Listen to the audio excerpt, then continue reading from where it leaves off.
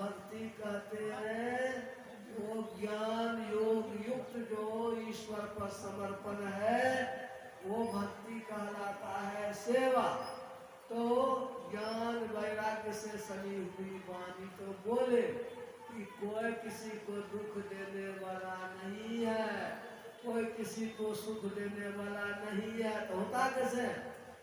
अपना किया हुआ कर्म है।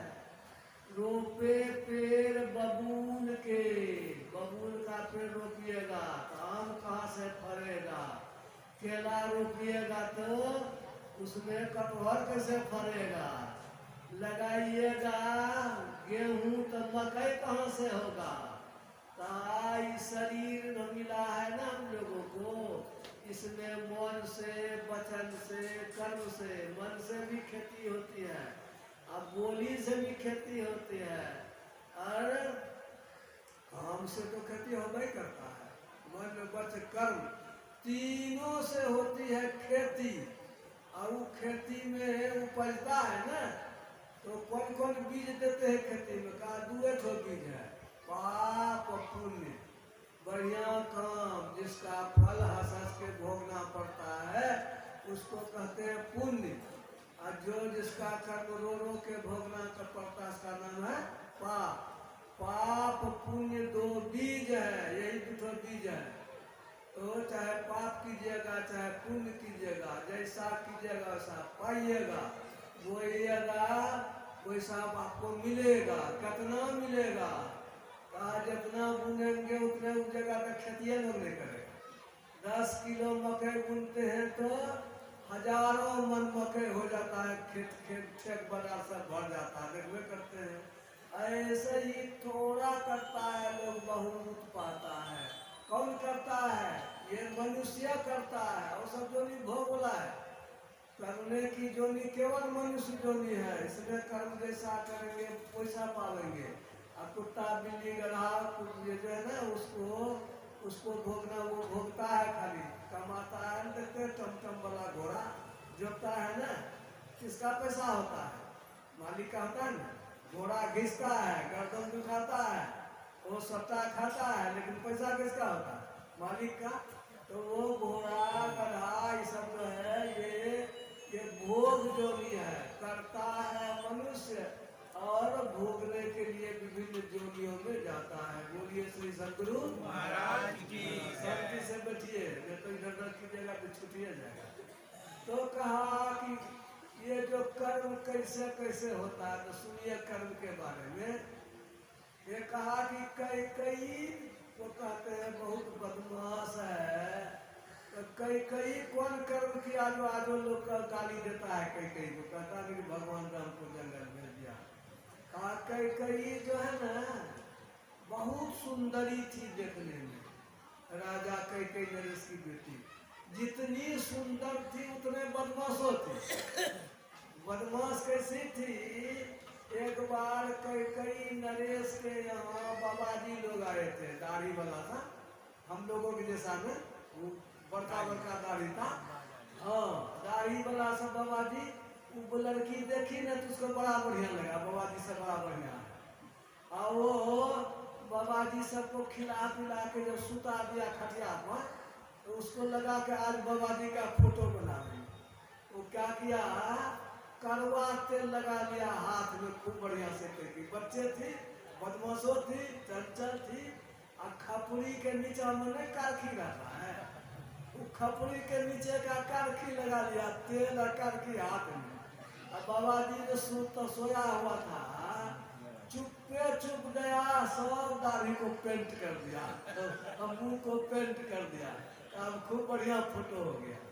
अब वो चुपचाप सुतले बाबा जी को मुंह पेंट करके भाग गई, और वो देखने लगी बाबा जी क्या करता है। बाबा जी तो सो करके जब उठे, जैसे पानी से मुंह धोते भर हाथ कारखी, अब तो पूरा गर्म हो गया बाबा जी। बाबा जी कहता है हम तो कारखी धोइए लेंगे, लेकिन जिसने मेरे मुंह पर कारखी लगाया है उसके मुंह पर ऐसा कारखी लगेगा कि जुग जुग तक लोग उसको याद करेंगे। इसीलिए आज भी कई को लोग गाली देते हैं, भगवान राम को जंगल भेज दिया। जमदग्नि की बेचारी पीछे बहुत पछताई, बहुत रोई, क्षमा मांगी। कहने का मतलब है कर्म जब तीर निकल जाता है कमान से तो काम बन जाता है, दिक्कत हो जाती है। एक राजा थे, उसका नाम था अज। राजा अज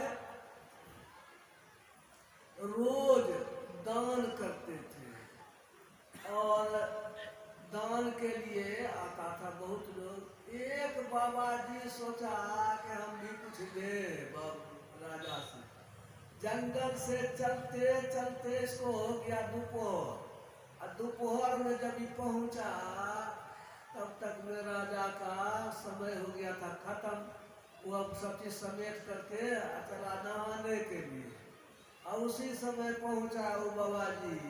कहा राजा साहब तो क्या हमको थोड़ा सा दे दीजिए कुछ हो। राजा ने कहा अब आज दान खत्म हो गया, अब कल आइएगा। कहा महाराज जो देना है आज दे दीजिए न, आते आते तबेर हो गया, कुछ जो देना है दे दीजिए। एक बार बोला, दो बार बोला, राजा राजा था, गर्म हो गया। कहा कि बाबा कुछ दे न दीजिए। काहे ले लो। घोड़ा का लिद्दी था, घोड़ा का लिद नहीं करता है, काहे वही ले लो। वो बाबा जी साथ पढ़ लिया, उसी को गमछी में लेके चल दिया और ले करके वो अपना कुटिया गया। इधर एक बार राजा आज गया शिकार खेलने के लिए जंगल। जाते जाते जंगल में देखता है एक साधु की कुटिया है और कुटिया के बगल में लिद्दी का पहाड़ है। इतना लिद्दी है तो घोड़ा तो बहुत होगा, हजारों घोड़ा होगा।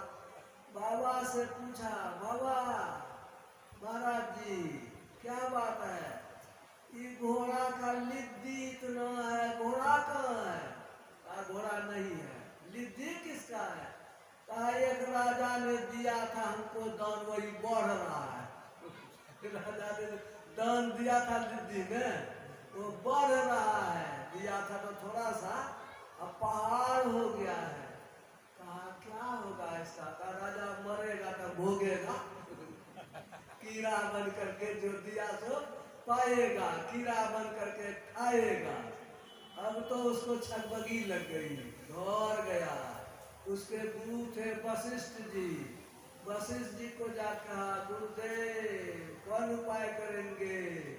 घोड़ा का लिद्दी भोगना पड़ेगा, गलती हो गई है, काम कर चुके हैं। कहा कि देखो तुम्हारी निंदा जो करेगा ना तो उसमें बंटवारा हो जाएगा। निंदा करने वाले को निंदा कैसे करेगा?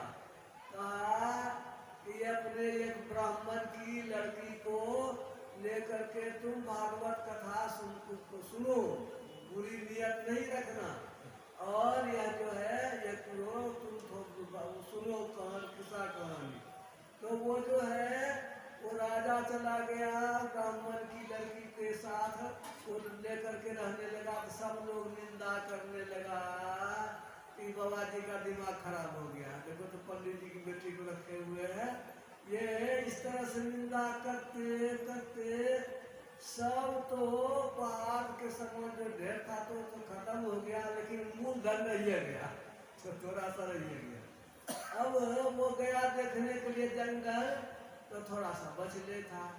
फिर वशिष्ठ जी महाराज को बुलाया, खिला पिला करके वशिष्ठ जी जब सोए हुए हैं तो राजा आज पैर जांचने लगा वशिष्ठ जी का। अब वो कहे कि जाओ, हम न जाते, छोड़ियो नहीं रहे हैं। हम मन में कह रहे कि बाबा के कहने की लिद्दी कैसे खत्म होगा, उपाय बताइए। लिद्दी को होते होते भोर हो गया। तब वशिष्ठ जी महाराज कहते हैं अरे तुम क्या सोचता है, लिद्दी तुम दिया है दान तो खाएंगे हम, तुमको ही भोगना पड़ेगा। महाराज कैसे खत्म होगा, कैसे खत्म होगा? यार तुम तो जानोगे तुम न, इसको यदि भोगना है उसको सुखा लो, जला दो, और जब जो छौर बचेगा उसको रोटी में मिला के खा जाओ। लेकिन खाना ही पड़ेगा। ये जो है वो पहला किया हुआ जो कर्म है उसको भोगना पड़ता है। महाभारत की लड़ाई खत्म हो गई। महाभारत की लड़ाई जानते हैं आप लोग? उस लड़ाई में जितना कौरव था 100 भाई सबका सब मारा चला गया और सबको एक ही आदमी ने मारा। 100 कौरव को मारा किसने? भीम ने मारा। सबों कौरव को भीम ने मारा। बोलिए श्री सद्गुरु महाराज। सत्संग में सुनने का बोल है, बोल के सुनिए। तो 700 भाई जब मर गया तब जो है जीत हो गई पांडव की। युधिष्ठिर जी धर्मात्मा थे। उन्होंने कृष्ण भगवान से कहा, हे कृष्ण, हाँ देखो राजा तो था युधिष्ठिर ने, दुर्योधन तो राजा नहीं था। ये तो दुर्योधन के चक्कर में पड़ गया ये धृतराष्ट्र, इसीलिए सबो बेटा मारा गया। अब जो है हम लोगों को मिलना चाहिए। वो कहे थे जतो धर्मस् ततो जय, इसलिए हम लोगों को उनसे भेंट करना चाहिए, आशीर्वाद लेना चाहिए। तो कहा ठीक है। युधिष्ठिर जी कृष्ण भगवान अब 5 सब पांडव सब मिल करके गए धृतराष्ट्र के पास प्रणाम पाती करने के लिए, आशीर्वाद लेने के लिए। भगवान कृष्ण तो मन की बात जानते थे, भगवान न थे। युधिष्ठिर जी को जब मिले तो खूब रोया, कन्हरा था। धृतराष्ट्र को आंख नहीं था, उसकी पत्नियों आंख पर पट्टी बांध के रखती थी, इसलिए झलकने नहीं करता था। धृतराष्ट्र जब मिला युधिष्ठिर से खूब दोनों रोया। हाँ सबो बेटा मारा गया था, कोई बात नहीं है, जो आप ही कहे थे जतो धर्मस् ततो जय। अधर विधर्मी कितना समझाया माना नहीं, तब जो होने का था सो ये गया। कहो बेटा सब, लेकिन भीतर में तो दर्द है। ये 100 बेटा मर गया, दर्द नहीं होगा? दर्द तो ये है। युधिष्ठिर जी दोनों मिल करके आशीर्वाद हो गया। अब बारी है भीम की। भगवान कृष्ण भीम को पीछे कर दिए, रुक जाओ। जानते थे कि भीम को मार देगा, ये छोड़ेगा नहीं, भीमे मारा सबको। संजय इसको सुना दिया था सब, वो सुनाता था संजय कौन मारा है। तो भीम से भीम कोई छोड़ेगा नहीं, इसीलिए भीम को पीछे कर दिया। अर्जुन मिला, नकुल मिला, सहदेव मिला। अंत में भीम की बारी थी, परिचय दे दे के मिलता था। तो भीम के जैसा ही उसी तरह का कद काठी का लोहे का भीम बनाया था दुर्योधन। वो जानता था कि गदाल युद्ध में भीम से हमरे मुकाबला होगा। वो 2 आदमी लड़ते थे कि जब दोनों लड़ेंगे तो भीम को कैसे मारेंगे, कैसे पछाड़ेंगे। प्रैक्टिस करता था लोहा के भीम पर दे चोट गदा से मारता था, ऐसे भीम को मारेंगे। तो प्रैक्टिस वाला जो उसका लोहा का भीम था वही बुढ़वा के आगे दे दिया। आंख तो था नहीं, उठेवा लोहा का भीम है, का भीम तो पहलवान है, उसका देह लोहे वाला होगा। वो पकड़ करके दोनों पास, हाय बेटा, इतना जोर से बुढ़वा दबा कि लोहा का भीम चकनाचूर हो गया, लोहे को तोड़ दिया। देख करके सब आश्चर्य में पड़ गए, खून निकल गया। कितना ताकत है इस बुढ़वा के देह में। तो रोने लगा, हाय बेटा, गुस्सा में हम तुमको मार दिए। भगवान कृष्ण कहते घबराइए नहीं, भीम जिंदे है। श्री सद्गुरु महाराज की। अब तो पकड़ा गया, अब बेचारा क्या करेगा। अब वो जो है तब कहता है, कृष्ण तुम तो अवतार हो भगवान का, हमको भी 100 जन्म की बात याद है। किसी जन्म में हमने ऐसा कर्म नहीं किया कि हमरे रहते हुआ सबसे बेटा मर जाए। हमारा बेटा कैसे मरा जब ऐसा कोई कर्म नहीं किए हैं। भगवान कृष्ण ने कहा नहीं नहीं, आप ही का कर्म है। ठीक है में 100 जन्म तक तो आपने नहीं किया है, लेकिन उसके पहले किया है। आपको शक्ति नहीं है, हम शक्ति देते हैं। जैसे शक्ति दिया वैसे वो देखा तो थर थर कांपने लगा। ठीक है, मंगले कर्म है। कौन कर्म था? उसके पहले जन्म में एक बाबा, वो राजा था, और एक बाबा जी, वो हाँस हासिल नहीं होता है, उसका हाँस हासिल का 100 बच्चा। वो जा रहा था बद्री नारायण तीर्थ करने के लिए। कहा राजा साहब हम कब लौटेंगे, नहीं लौटेंगे, इस हंस के बच्चे की रखवाली कौन करेगा, सो इसको आप रखिए। राजा ने कहा कोई बात नहीं है, रख देंगे हम, एकदम सलामत रहेगा। राजा ने सब हाँस हासिल के बच्चा को पोखर में रखवा दिया। अब पोखर में रखवा दिया, लेकिन राजा था मांसाहारी। उसका रसोईया जो था रोज मांस खिलाता था उसको। एक दिन रसोईया के घर में कोई मांस नहीं था। जब नहीं रहता है परिवार को पकड़ के चर से गर्दन काट देते हैं, देखते हैं। वैसे ही वो रसोईया देखने लगा कि किधर कौन चीज है, राजा को खिला देंगे कैसे। तो देखा पोखर में है हांस का बच्चा, उसको क्या पता किसका है। बस वो एक तो हांस के बच्चा को पकड़ा और मार करके राजा को खिला दिया। राजा को बहुत बढ़िया लगा, नहीं पूछा राजा किसका मांस है, राजा ने उसको खूब इनाम दिया। अब इनाम के लोभ से कि इसका मांस बढ़िया लगता है, रसोईया रोज उसको वही हांस का बच्चा खिलाते खिलाते 100 हांस को खिला करके उसके खिला दिया उसको। और जब बाबा जी आया तो दीजिए हंस कहाँ है, सिपाही को भेजा, देखो हंस ला दो इसका। सिपाही जाके देखता थे कोनो हंस नहीं है। अब क्या हो गया, पता करो पता करो। सीआईडी को भिराया तो कहा कि सब आके पेटे में, अब पेट में है तो कैसे निकलेगा, मर गया। तो कहा कि देखिए इस हंस के बदले 100 के बदले 1000 ले लीजिए, 10,000 ले लीजिए। कहा कि देखिए राजा साहब, उस हंस को मैंने बेटा की तरह पाला था, अपना बेटा की तरह मैंने उसको रखा, प्यार दिया था। हम दूसरा हंस लेके क्या करेंगे, इसलिए हम हंस नहीं लेंगे। नहीं लिया, वह जो पाप था वो पीछा कर रहा था। पाप क्या होता है, बैलगाड़ी होता है ना, अब बैल के पीछे में पहिया घूमते रहता, अल्लाह से जरा सा डेढ़िया होगा तो काट देता, लेकिन बैल को तुरंत लग जाता है ना पैर में। वही पाप है, बैलगाड़ी के पहिया की तरह घूमते रहता है, और जब ही मौका देखा तो पटकिए देता है। ये पाप है। पुण्य क्या है, पुण्य भी है, वो भी पिछवाते रहता है, लेकिन कैसा, छाया। चलते हैं धूप में, छाया पीछे पीछे चलती है ना, कुछ कर्मो करता है आपका नहीं ना, बढ़िया लगता है तो नहीं। तो मनुष्य का पुण्य कर्म है उसकी छाया की तरह, भगवान बुद्ध ने कहा।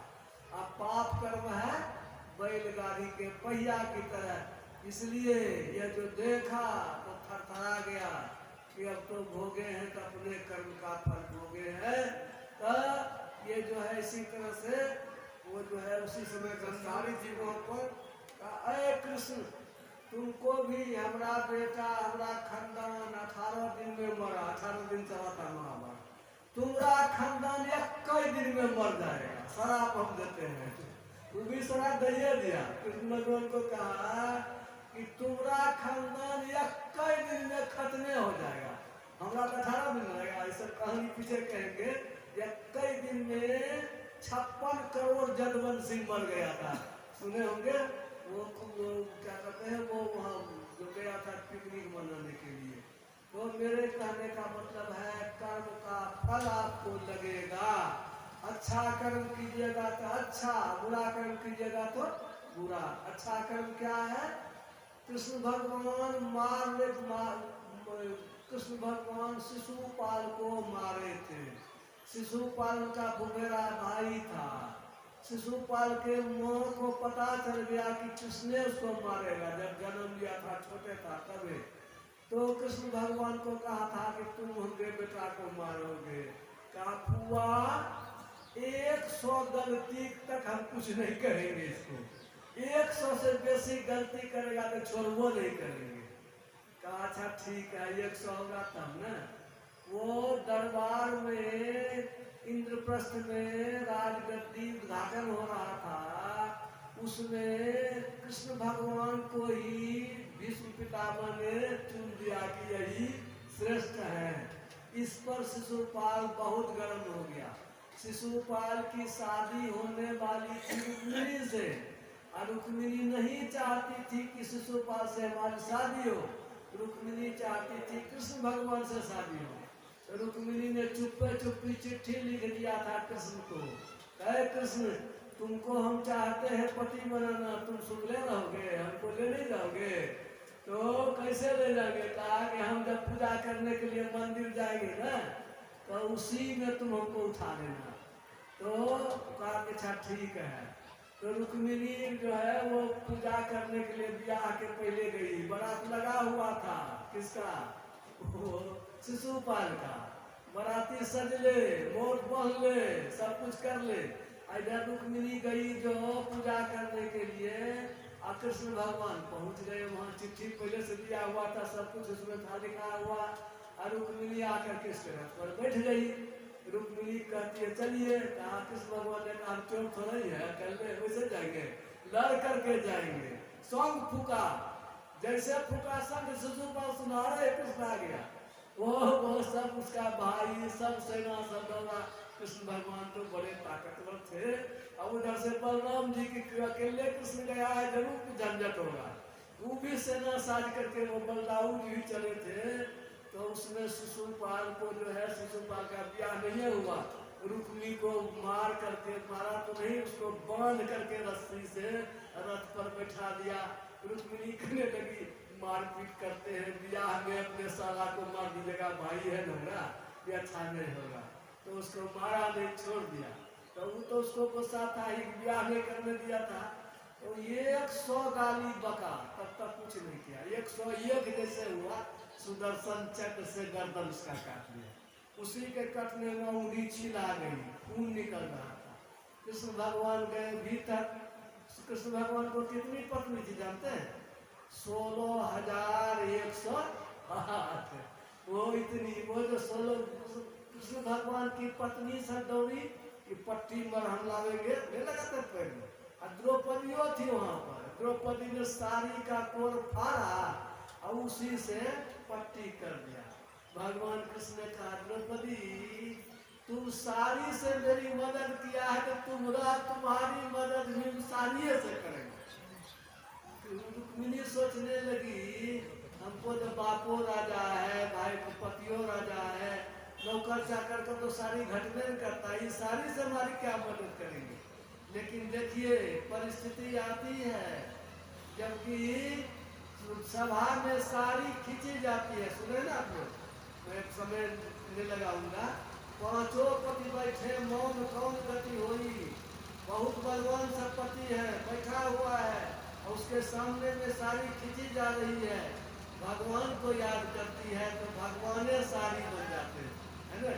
एक बेर में खींचता है, कितना खींचता है? एक बेर में 56 गज। एक बेर में दुशासन खींचता है साड़ी, 56 गज खींचता है। वो साड़ी खींचता है, साड़ी बढ़ते जाता। भगवाने हुए साड़ी तो खत्म क्या होगा? साड़ी बीच नारी है कि नारी बीच साड़ी है, और साड़ी ही की नारी है कि नारी ही की साड़ी है, कहते हैं लोग। वो बेहोश होके गिर गया दुशासन, साड़ी का खात्मा नहीं हुआ। कितना साड़ी दिया था? 4 अंगूर फाड़ के दिया हुआ ना मुरीद बनने के लिए। 4 अंगूर के बदले कितना साड़ी मिला? इस साड़ी का ओर छोड़ने लगा। ये कर्म का फल है। बहुत सा कर्म जो है, अच्छे कर्म का अच्छा फल, बुरे कर्म का बुरा फल ये होता है। ये दोनों कर्म हम लोगों के भीतर में है। जैसे खेत उपजाते हैं ना, वो जमा रखते हैं तो कुछ खाते हैं, कुछ जमा रखते हैं, कुछ बैंक बैलेंस करते हैं। ठीक इसी तरह से कर्म भी, कुछ कर्म का फल इसी जन्म में भोगते हैं, और कुछ कर्म हम लोगों का जमा रहता है, बैंक बैलेंस, और समय पर से उसका काम होता है। ठीक इसी तरह से ये जो है, ये कर्म है संक्रियमान, यह कर्म है संचित, यह कर्म है प्रारब्ध। ये तीन तरह का कर्म होता है। प्रारब्ध कर्म क्या है?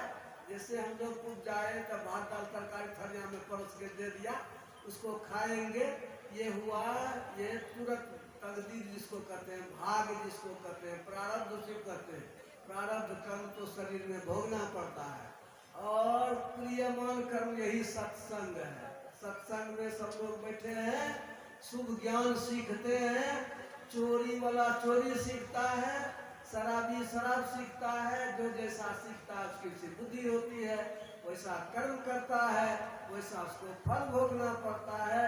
यानी क्रियमान कर्म अपने हाथ में है। गेहूं लगावे कि मकई लगावे कि जौ लगावे, अच्छा काम करे कि बुरा काम करे, आपके हाथ में है। इसलिए क्रियमान कर्म को कैसे सुधारिएगा? बुद्धि को सुधार करके। अच्छी बुद्धि हो जाएगी, अच्छा काम करेंगे। अच्छी बुद्धि कहाँ होगी? स्कूल में पढ़ेंगे, उसमें भी होगा। सत्संग में अच्छी बुद्धि होती है। यहाँ तो पाप को छुड़ाया जाता है, शुभ कर्मा बनाया जाता है, भोजन की सुधार होती है, रहने की सुधार होती है। यानी कि सत्संग के द्वारा शुभ कर्म को सुधार लीजिए। और वो जो संचित है, वो जो जमा है, वो कैसा है? वो है जैसे मोबाइल में लोड नहीं करते हैं, मोबाइल में लोड करते हैं तो उसको जब मन तक घुमा के देखते हैं घुमा करके, वैसे चित्त है, चित्त रूपी फीता पर लोड है।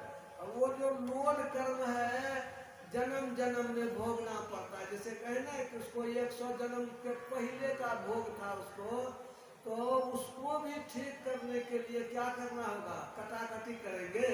पुण्य काम कर लेंगे तो कट जाएगा? नहीं कटेगा। पंडित जी कटा देंगे? नहीं कटेगा। तब कैसे कटेगा? वो कटेगा ध्यान करने से। जैसे मोबाइल को डिलीट करते हैं ना, तो खत्म हो जाता है। ये डिलीट करने के लिए ध्यान है। ध्यान से चित्त की सफाई होती है। वो चित्त की सफाई के लिए सत्संग से थोड़ा सफाई, ध्यान से पूरी सफाई। समय तो बहुत निकल गया, रात में फिर चर्चा करेंगे। यह कि हम लोग जब गुरु के पास जाएंगे, भजन भेद लेंगे, और तो मन को लगा करके उसकी सफाई करावेंगे। और वो चित्त में जो मैल पड़ा हुआ है, चित्त मंत्र गतन दुष्टन तीर्थ स्नान न शुद्धति, वो चित्त का बाग जो ज्ञान शौचन परित्यज्य बाह्ये जोरमते नर स्वमूढ़ कांचनं त्यक्त्वा लोष्ठंगनाथ सुब्रत। ये सोना का जो है, ये सत्संग का ज्ञान है सोना। और वो सोना को छोड़ करके विषय में लग जाता है, वह मूढ़ है। इसलिए हम लोगों को चाहिए सत्संग करके गुरु की तलाश करेंगे, भजन भेद लेंगे, और ध्यान करके चित्त को शुद्ध कर लेंगे, संचित कर्म खत्म हो जाएगा। ये क्रिया सत्संग है, इसलिए थोड़ा थोड़ा मैंने रखा। एक के चीज को समझाने में तो लग जाएगा कितना घंटा। इसलिए कर्म का बहुत गहन गति है। हम लोग कर्म को सुधार ले तो हम लोगों का भविष्य सुखमय हो जाएगा और शांति पूर्वक रहेंगे। और इस तरह से ये जो कर्म को सुधारने के लिए आज पाठ हुआ, भगवान राम ने क्या किया था? नारद बाबा को ब्याह नहीं करने दिया था, श्राप दे दिया था कि हमको नहीं ब्याह करने दिए हैं, बंदर का मुंह बना दिए हैं, आपको भी बंदरे भालू मदद करेगा। कैसा है? उन्हें यह समय नहीं कहेंगे। और सीता मैया ने कौन गलती किया था? सुग्गी को पकड़ लिया था। सुग्गी थी वाल्मीकि आश्रम की, वो कहती थी यही सीता है, इसका ब्याह होगा राम से, सब खिस्सा सुनाती थी। वो पकड़ करके सोना के पिंजरा में बंद करके और दूध भात खिलाती थी। सुग्गी कहे देखो हमको छोड़ दो, हमारा पति है, बाल बच्चा है, तुम क्यों हमको बंद किए हुए हैं? तो नहीं, हम तुमको रखबे करेंगे, दूध भात खिलेबे करेंगे, सोना पिंजरा में रखेंगे। बेचारी मर गई उसमें। और इसी का फल था कि उसको सोना के नगरी में, लंका कौन सी नगरी था? सोना के नगरी में उसको बंद होना पड़ा। और क्या हुआ? दूध भात खिलाई थी तो खीर देती थी खाकर लाने के लिए। कौन? पार्वती मैया, भोला बाबा की पत्नी। रोज सीता मैया को जाके खीर खिलाती थी। ये सब कहानी है कि जैसा किए वैसा पावेंगे।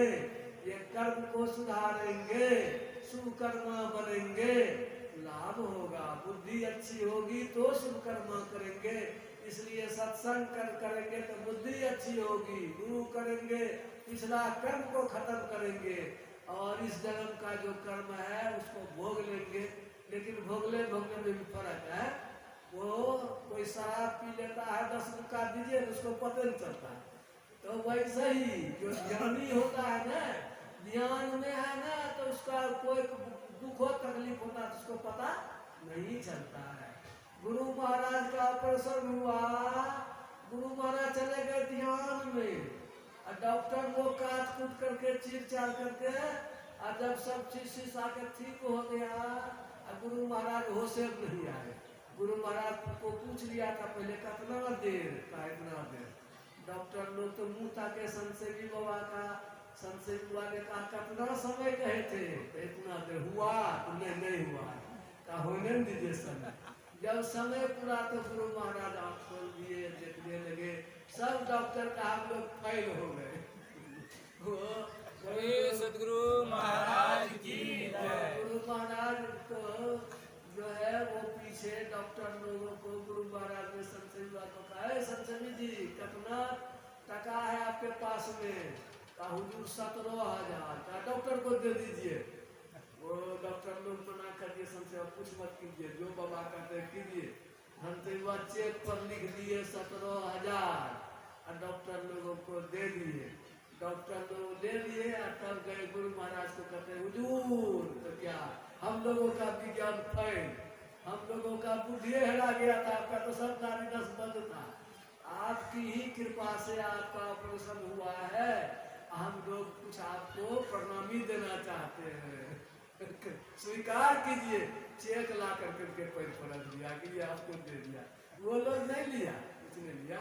कहने का ये मतलब है कि जो पहुंचे हुए, जो आगे बढ़ जाते हैं, ध्यान में रहते हैं, इस दुनिया के सुख दुख को ऐसे भोगते हैं जैसे उनको ज्ञान ही नहीं रहता है। तो ये लोग जैसे सपने में रहते हैं, कोई गाली बकता नहीं सुनते हैं, इस तरह से कर्मों का फल होता है। ये तो आज हम लोगों ने सुनले किया है। भगवान राम और सीता, लक्ष्मण जी, चाहे राजा दशरथ, भगवान रामों को कर्म का फल भोगना पड़ा, राजा दशरथों कर्म का फल भोगना पड़ा। तो कर्म के फल से कोई बचेंगे? कैसे बचेंगे? बिना गुरु के, बिना ध्यान के नहीं बचेंगे। इसलिए सब लोग इस बात को समझिए, ज्ञान सीखिए, गुरु कीजिए, ध्यान कीजिए। थोड़ा सा दान करना पड़ता है। क्या क्या दान? भोजन को सुधार लीजिए, आप ही को फायदा होगा। क्या भोजन सुधार? शराब पिएंगे तो दिमाग खराब होगा, शराब पीना छोड़ दीजिए। अंडा गंडा मांस मछली कितना बढ़िया पवित्र दे है, खीर पूरी हलवा खाते हैं, और इसमें गंदा गंदा चीज देंगे तो आपका जो है खस्सी पका का मांस उतना पवित्र नहीं होता है। तो भगवान का भजन कैसे करेंगे? इसलिए थोड़ा सा त्याग करके इस रास्ते पर आगे तो बहुत सुख है। भजन में हो तो आनंद आनंद। आप लोग आए, और अभी लोगों ने कहा है कि रात में लोग अधिक आते हैं।